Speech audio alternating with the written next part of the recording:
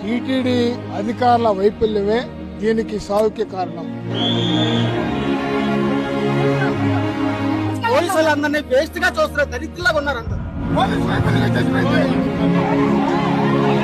ఏదో ఒక దొడ్డిలో పశువులు వేసినట్టుగా వేస్తారు తప్ప అక్కడ కానీ ఎలాంటి సౌకర్యాలు లేవు. టీటీడీ చేతగానితనమే అనుకోవాలి.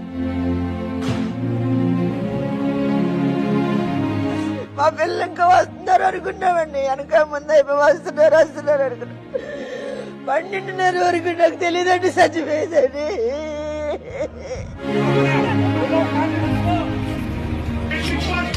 అరుస్తున్నాం, చచ్చిపోతున్నాం, మేము చచ్చిపోతున్నాం, కాపాడండి అని.